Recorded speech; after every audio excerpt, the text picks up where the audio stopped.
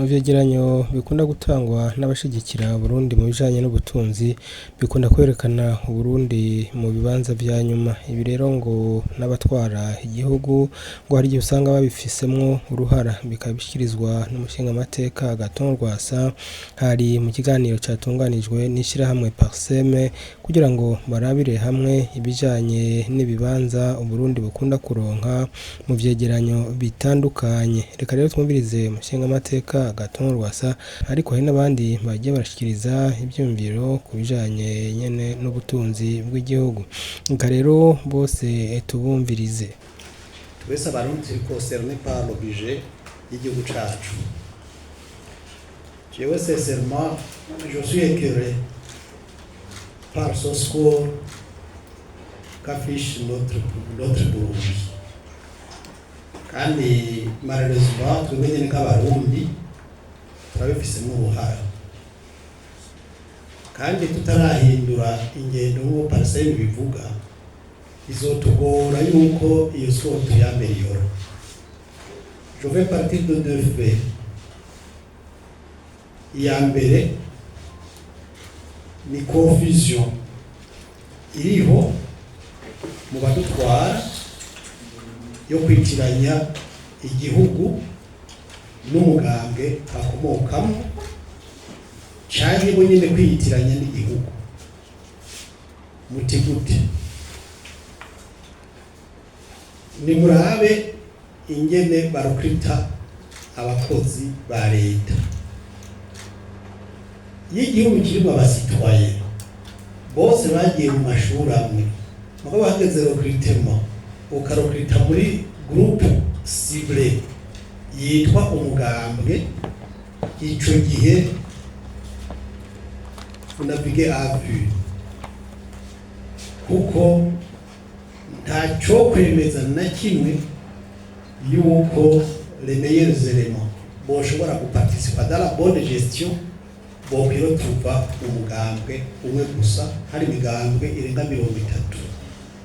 Encore que au-delà de ces partis politiques, hari ayandi ma organisation, la société civile, hari abantu batandukanye na kimwe barimo mugabo bafise leur compétence. Abo bose rero iyo birengagijwe, eh bien ça les dégâts. Mwacishijemo igikorwa cya Cour des comptes ifise role nziza, mugabo nayo nyene idashobora guhana ni ngorane, kuko mwarumvise yuko certaines autorités abdique, bamwe baremera yuko ari abanyuruzi itunga rya leta, mugabo bakavuga bati tuzobire kuko ntibyagenda twese tuzobe turi kumwe. Ça c'est quand même une abdication. Umuntu ariko aranyuruza amahera y'igihugu, amakori twese dutanga, hanyuma ufise le pouvoir uhabwa n'amategeko yo kumusanctiona, ukirabira hirya ngo ntacu quelque part ibihimbara. Reka tuje dans l'aspect pratique de la chose. Le budget général de l'État nabonye mwahere 2017 gushika uyu munsi, mugiye muraza gusangamo rubrique mu mabije yose yabaye kuri icyo gihe, un appui qui est passé de 500 millions pour les communes igashika kuri 570 millions actuellement. Mugabo mwaje kuraba ayo mahera ingene yakoze, et là je démontre combien on confond l'État et le parti. Ayo mahera, la deuxième édition, baciye badesida yuko 80% ahabwa amashirahamwe. Ayo mashirahamwe a les ivoires qui les forment. Ayo mafaranga c'est un montant et aussi à autour de 87 milliards chaque année. Na évaluation de ces coopératives n'imwe irigeriwa gushika uno munsi. Mwumva la transparence yoca iba ku rugero rungana gute. De surcroît, la commune ibifise ama projet à réaliser. Les coopératives ni des associations z'abantu. Comment est-ce que amafaranga yitirwa muri budget général de l'État yitirwa amakomine aherera finalement mu ma association y'abantu qui ne sont pas des institutions de l'État? Aha rero mu ntahure, pour moi les coopératives c'est une bonne chose, mugabo uburyo ziri conçu actuellement je trouve yuko harimo agahatsi. Ivyo rero ni mwibaze rero rufose uko ingana chaque année ayo mafaranga udashobora kwerekana muri evaluation iyo fose ukuntu ingana, hanyuma ngo twizere yuko ibintu byogenda neza. Je répète, sinasa ama coopérative mugabo ama coopérative nk'ama organisation autonome y'abantu bagomba kuyakuya. Il faut plutôt créer un cadre ituma bashobora kugira accès au crédit au niveau des institutions financières, non pas dans le budget de l'État ou dans le budget des communes. Kuko ayo mafaranga mu gihe les communes zitayigira ko uruhara rugaragara zidashobora kuyevaluwa, zidashobora kuyakontrola, mu by'ukuri ari uko turiko turahendana. Abagizi banarize ni bande mwe tugira kame ama maison agira ibyo byigwa by'ibihugu kwa mabije. Kindi kibazo nashaka kubaza muhinga no musi PRP itwarirwa muri présidence, coopération développement itwarirwa muri ministère des Relations extérieures, des affaires étrangères. Nagira mbaza tujye nta impact bifise kuri ministère des finances, nta impact bifise kuri ministère des finances. Twumvise ko présidence twabwa muri PRP yego twabwa muri finance, hama coopération développement yatarwa muri finance. No munsi bagetaje ibyo bintu umuhinga nta impact ifise kuri finance. Icyakane nashaka kumubaza, no munsi turafise ikibazo, turana ko budget de fonctionnement dépasse le budget d'investissement. Mbega mwize evaluation bagira abahinga nta rubrique yabyo ijambo twabonye ibyo basaba kumugabo le budget de fonctionnement dépasse le budget d'investissement. Anaje tu murundi bitera busubinywa kubera iki iyo budget itagira. Hama kuri mushinga amateka yagiye kuvuga je ndabona yuko ariho byo no kwita kugira ibintu bigende neza. Twe murundi turagutse ibintu bibiri, leadership reform na bonne gouvernance.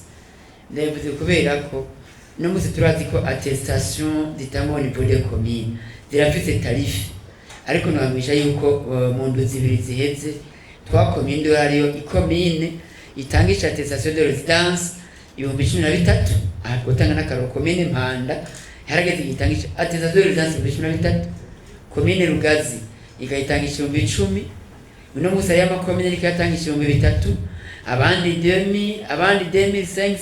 Tukimvira bite kajagari muri administration tukuri biterwa ni si manque de leadership for hari sinumwe n'umusanira ashobora kwaduka ikintu gifite tarife yizwi akongeza ko amafaranga sa motive. Yaba ibi bintu dusha kuvuga mu manama, yaba byaja mu ngiro nk'uko abantu bayivuze twoteye imbere gusumba. Bose bagiye barafasha guterera ibyumviro byiza. Mpereye kuri honorable Rwasa Agathon yavuze ibyerekeye score, aravuga yuko ari ntoya. Nibyo cyo bituma byo twifuza yuko yoduga hejuru, kandi mu bavuze bati mbega none hobuzwa iniki yuko dokimibonetse uyishira ahabona kugira ngo tuduze amanota. Ibyo byo twifuza kuko na jewe simbona igituma nka budget approuvé ibaye publié akaba publié rapport d'audit n'izindi z'inyuma izo bwa mbere ku bwanje nta coze yuko ziba publié. Ibyo bita ngo lettre de cadrage, ibyo bita ngo projet de budget de l'exécutif n'izindi nta coza yuko kome ziba zihari zoja en ligne zikaduza amanota. Yatanze une grande contribution yerekeye amafaranga agera mu makomune kera ari 500 millions amaraduga, avuga n'ingene akoreshwa rimwe rimwe, aravuga n'amafaranga amwe ava muri leta akaja mu makoperative, aravuga n'ico yifuza kugira byokozwe, avuga yuko ugi commune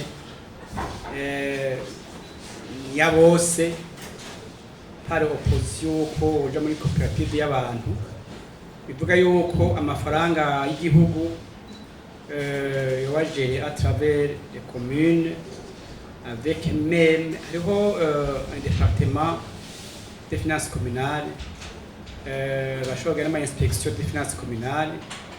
Ibyo byose bo biraba. Aha nibaza yuko je ne peux que tomber d'accord avec ce que yavuze yuko kuba une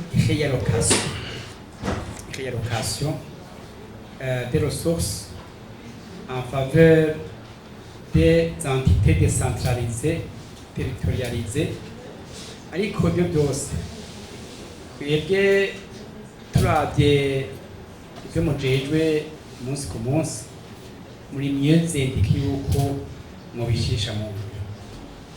Hanyuma uti abantu bagira ama étude ni bande nuko chaque pays haba hariho entre guillemets umuntu ari independant. Yambwiye Bosco ngo ukiwa entre guillemets ne kuba tuko kujya independance n'est jamais totale. Hadi utiga banyigaburira ngo ngo independant bicyane uduzo gitwe ntawo bizi yo kwari rugo mugabo basaba umuntu ari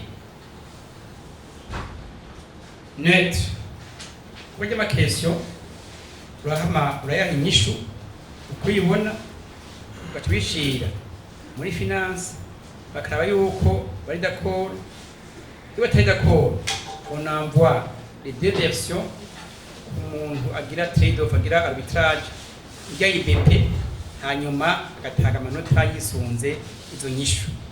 Rero dans tous les pays qui participent hariho comment dire un bureau d'études wacu QDS canke kini service kiri indépendant des services gouvernementaux.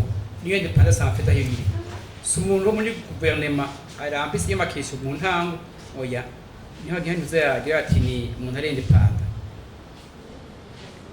Hama avuga bati BRB ive muri présidence, aravuga ati alors service mi coopération développement muri affaires étrangères yovayo kaja muri tabana finance kuko biragira impact sur la vie financière de l'État. Yego si yuko bigira une tutelle imwe administrative biza yuko bishobotse urayo bishobotse